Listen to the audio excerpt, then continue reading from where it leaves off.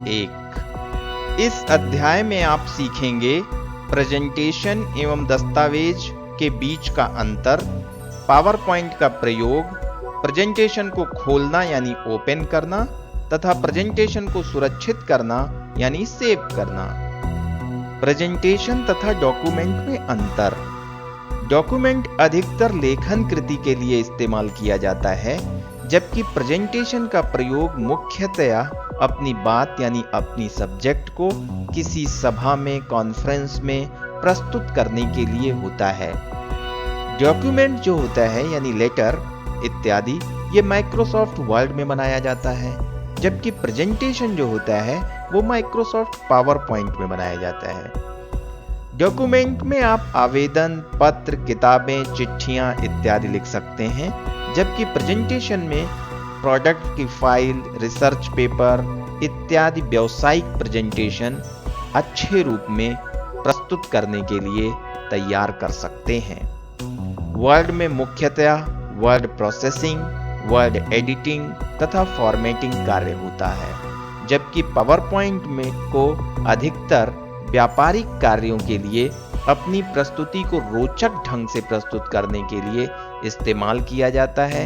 इसमें एनिमेशन भी डाल सकते हैं, इमेजेस डाल सकते हैं, कलर्स डाल सकते हैं इत्यादि। पावर पॉइंट को शुरू करना। माइक्रोसॉफ्ट पावर पॉइंट प्रयोग करने से पूर्व उसको शुरू करने के लिए निम्नलिखित विकल्प को चुनें। सबसे पहले स्टार्ट बटन पर माउस से क्लिक करें, इससे एक मेनू खुल जाएगी। इस मेनू पर प्रोग्राम्स नामक ऑप्शन पर क्लिक करें, इससे एक पुनः मेनू खुलेगी। अब इस मेनू से माइक्रोसॉफ्ट पावर पॉइंट विकल्प पर क्लिक करने पर पावर पॉइंट खुल जाएगा। पावर पॉइंट विंडो में बहुत उपयोगी टूल्स हैं।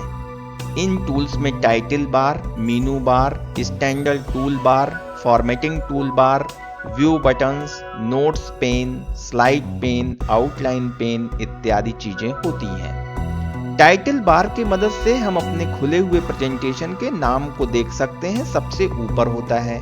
इसमें मैक्सिमाइज, रीस्टोर और क्लोज बटन भी होते हैं। मेन्यू बार पावर पॉइंट पर किए जाने वाले विभिन्न कार्यों के लिए जरूरी कमांड को दर्शाता है, जैसे file, edit, view, insert, format, tools etcetera.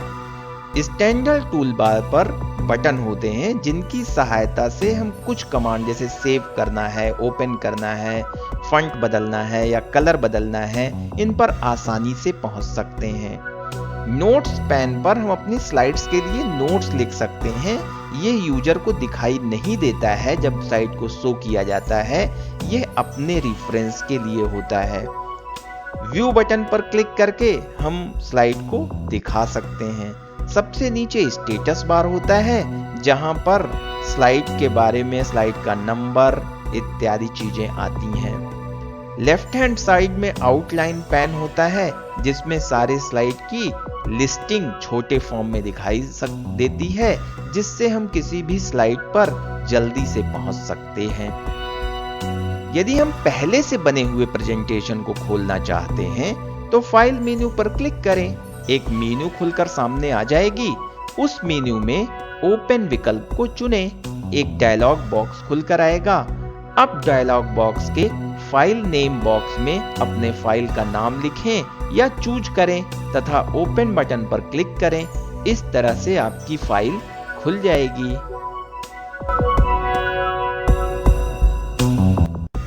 Presentation को सुरक्षित करना।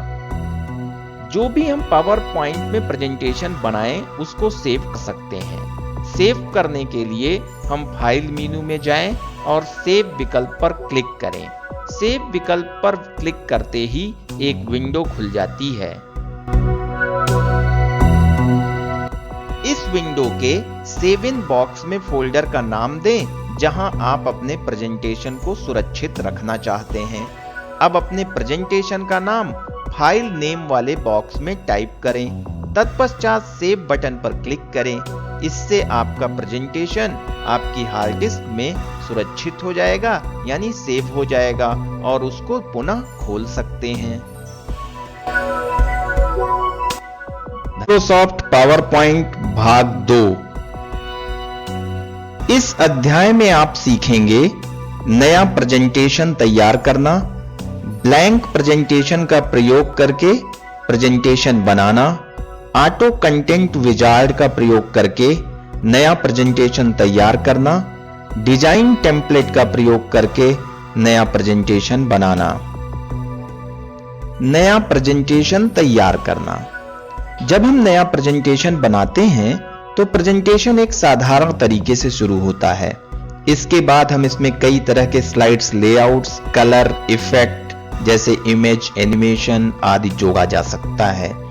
मुख्यतः 3 तरह से नया प्रेजेंटेशन बना सकते हैं।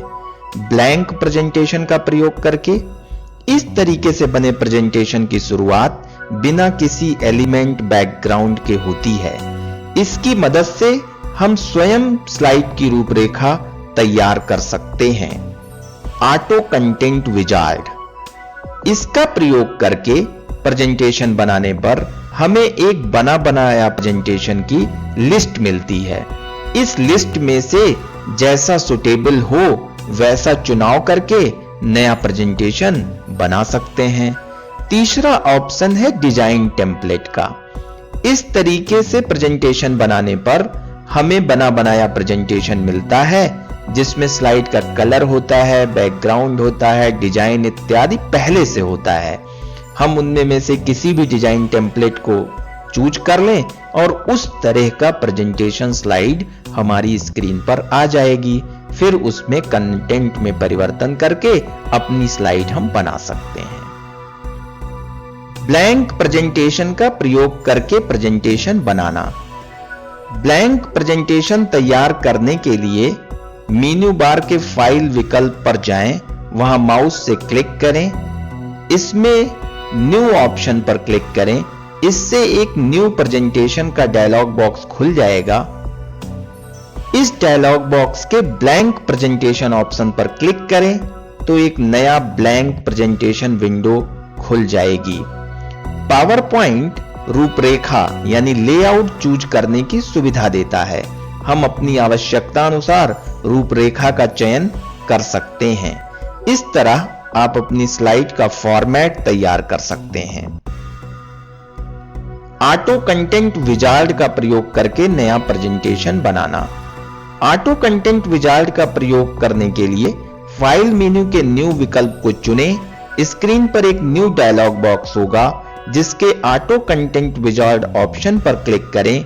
अब auto content wizard dialog box खुल जाएगा। Auto content wizard dialog box के नेक्स्ट बटन पर क्लिक करें। दिए हुए प्रेजेंटेशन टाइप लिस्ट में से प्रेजेंटेशन टाइप को सेलेक्ट करें। उसके बाद फिर नेक्स्ट बटन पर क्लिक करें। अब जैसा आप प्रेजेंटेशन बनाना चाहते हैं उसके हिसाब से प्रेजेंटेशन की स्टाइल को सेलेक्ट करें और फिर नेक्स्ट बटन पर क्लिक करें। अब जिस तरह का आउटपुट चाहिए उस तरह का आउटपुट सेलेक्ट करके नेक्स्ट बटन पर क्लिक करें।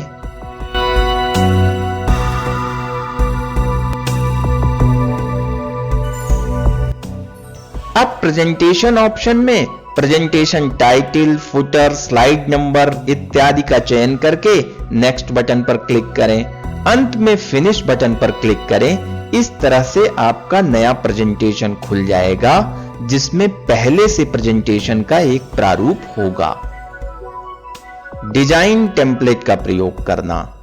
इस तरीके से भी हम एक नया प्रेजेंटेशन बना सकते हैं। सबसे पहले फाइल मेन्यू के न्यू विकल्प को चुनें। स्क्रीन पर एक न्यू डायलॉग बॉक्स होगा जिसके डिजाइन टेम्पलेट ऑप्शन पर क्लिक करें।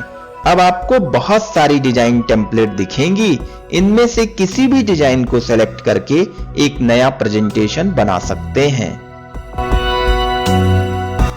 धन्यवाद। माइक्रोसॉफ्ट पावर पॉइंट भाग 3। इस अध्याय में आप सीखेंगे स्लाइड का मैनिपुलेशन, स्लाइड में नेविगेशन, स्लाइड व्यू की बेसिक जानकारी, स्लाइड शो की बेसिक जानकारी एवं स्लाइड्स एवं उसके साथ के हैंडआउट्स को कैसे प्रिंट करें। स्लाइड मैनिपुलेशन एवं स्लाइड शो। हम अपनी जरूरत के अनुसार नई स्लाइड को जोड़ एवं घटा सकते हैं। अगर नई स्लाइड को जोड़ना है तो सबसे पहले उस स्लाइड को सेलेक्ट करें जहां हमें नई स्लाइड जोड़नी है। अब इंसर्ट मेनू के न्यू स्लाइड ऑप्शन को सेलेक्ट करने पर एक नई स्लाइड जुड़ जाएगी। ठीक इसी प्रकार अगर हमें हटाना है कोई स्लाइड तो सबसे पहले उस स्लाइड को सेलेक्ट करें, उसके बाद कीबोर्ड के द्वारा डेल बटन को दबा दें या मेन्यू बार के एडिट ऑप्शन में डिलीट स्लाइड ऑप्शन को चुन लें। दोनों तरीकों से वो स्लाइड डिलीट हो जाएगी। नए स्लाइड को इंसर्ट करना। हम अपनी जरूरत के अनुसार प्रेजेंटेशन में नई स्लाइड्स को जोड़ सकते हैं। नई स्लाइड को जोड़ने के लिए उस भाग को सेलेक्ट करें जहां आप स्लाइड जोड़ना चाहते हैं। अब मेन्यू बार के इंसर्ट विकल्प पर क्लिक करें। इंसर्ट मेन्यू के न्यू स्लाइड विकल्प पर क्लिक करें। जैसा आप चित्र में देख रहे हैं तो इससे एक नई स्लाइड आपकी प्रेजेंटेशन में जुड़ जाएगी। नए स्लाइड पर जाना। स्लाइड शो के दौरान एक स्लाइड से दूसरे स्लाइड पर जाने के लिए आप कोई भी विकल्प निम्नलिखित में से चुन सकते हैं। जैसे नेक्स्ट स्लाइड पर जाने के लिए उस स्लाइड पर क्लिक करें अथवा स्पेस बार की या इंटर की या डाउन एरो की को दबाएं अथवा उस स्लाइड पर राइट क्लिक करके नेक्स्ट विकल्प पर क्लिक करें। इससे आप नेक्स्ट स्लाइड पर चले जाएंगे। स्लाइड शो के दौरान कभी-कभी आपको स्लाइड की पहली स्लाइड पर जाना पड़ता है। इसमें जाने के लिए आप बैक स्पेस की से भी जा सकते हैं, अप एरो की से भी जा सकते हैं या राइट क्लिक करके प्रीवियस विकल्प पर क्लिक करके आप पीछे की स्लाइड पर जा सकते हैं। यदि हम किसी निश्चित स्लाइड पर जाना चाहते हैं तो स्लाइड पर राइट क्लिक करें, एक मेन्यू खुलकर आएगी। अब इस मेन्यू के गो टू ऑप्शन पर कर्सर को ले जाकर स्लाइड नेविगेटर विकल्प पर क्लिक करें। एक स्लाइड नेविगेटर डायलॉग बॉक्स खुलकर आएगा। अब आप अपने निश्चित स्लाइड को स्लाइड टाइटल विकल्प से चुन सकते हैं। गो टू का बटन जैसे ही आप दबाएंगे वो स्लाइड जिसको आपने चुना है खुलकर सामने आ जाएगी। Slide view. Microsoft power point में स्लाइड्स को 3 तरीके से देखा जा सकता है। नॉर्मल व्यू के लिए व्यू ऑप्शन में जाकर सेलेक्ट करें तो नॉर्मल व्यू में दिखाई देगा जैसा चित्र में दिख रहा है। स्लाइड सॉर्टर व्यू से स्लाइड को हम एक क्रम में देख सकते हैं और वहां से किसी स्लाइड को आगे या पीछे खिसकाना बहुत आसान होता है। इसके अतिरिक्त जब हम अपने प्रेजेंटेशन को यूजर को दिखाना चाहते हैं तो स्लाइड शो व्यू से दिखाते हैं। इससे पूरा का पूरा प्रेजेंटेशन एक फुल स्क्रीन पर डेस्कटॉप पर आ जाता है। Slide show. स्लाइड शो का मतलब हम अपनी स्लाइड को दर्शकों को दिखा रहे हैं। 2 तरीके से शो कर सकते हैं, व्यू शो से और सेटअप शो से। उपरोक्त दोनों शो ऑप्शन को हम मेन्यू बार के स्लाइड शो मेनू से प्राप्त कर सकते हैं। स्लाइड्स एवं हैंडआउट्स को प्रिंट करना। अगर हम अपनी स्लाइड की प्रिंटिंग करना चाहते हैं तो मेन्यू बार के फाइल मेनू के प्रिंट ऑप्शन को सेलेक्ट करें। अब प्रिंट डायलॉग बॉक्स में प्रिंट रेंज और नंबर ऑफ कॉपी इत्यादि को चुनकर प्रिंट बटन पर क्लिक करें। इससे आपके प्रेजेंटेशन का प्रिंट आ जाएगा।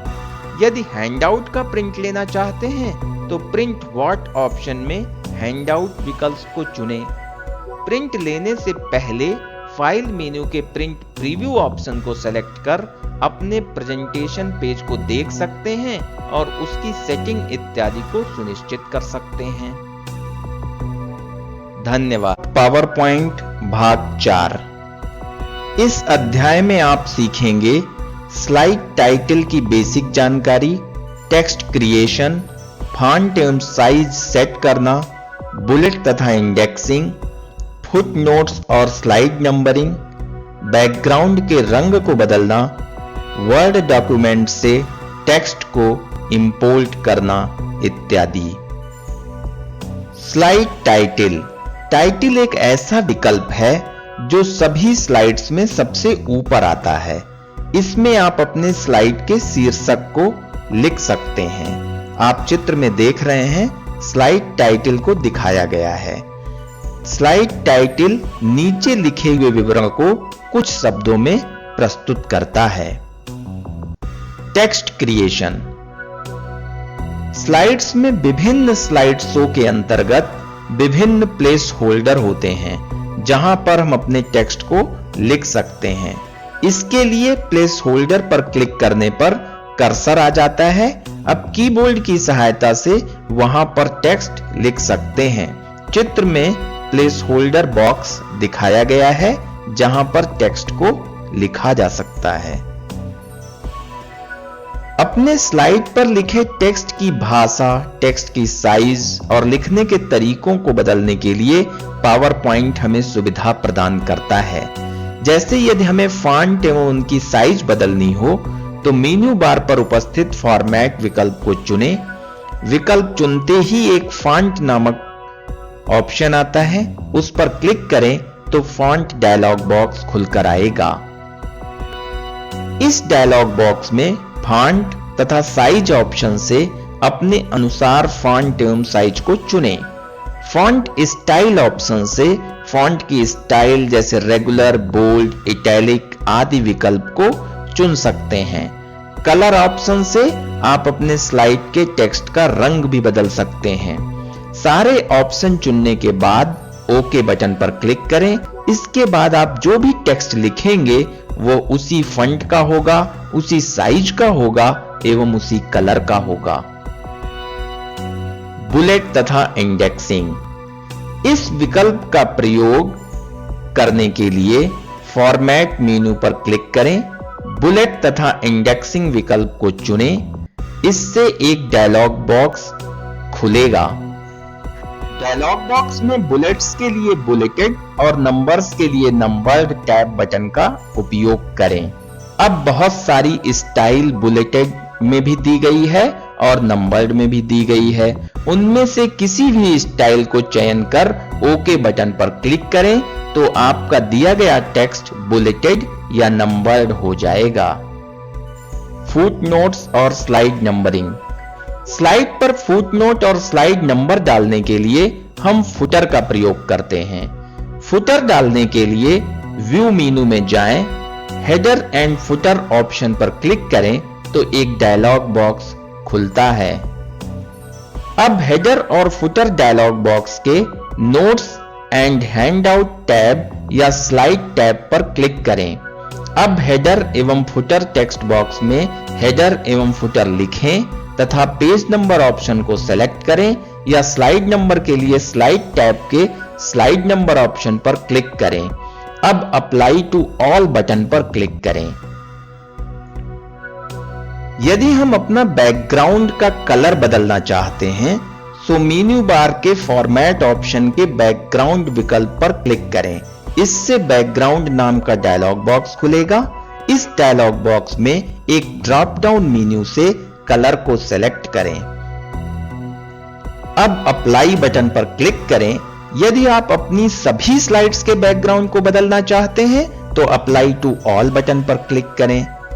यदि आप देखना चाहते हैं तो प्रीव्यू बटन पर क्लिक करें और यदि आप इस ऑपरेशन को कैंसिल करना चाहते हैं तो कैंसिल बटन पर क्लिक करें। धन्यवाद।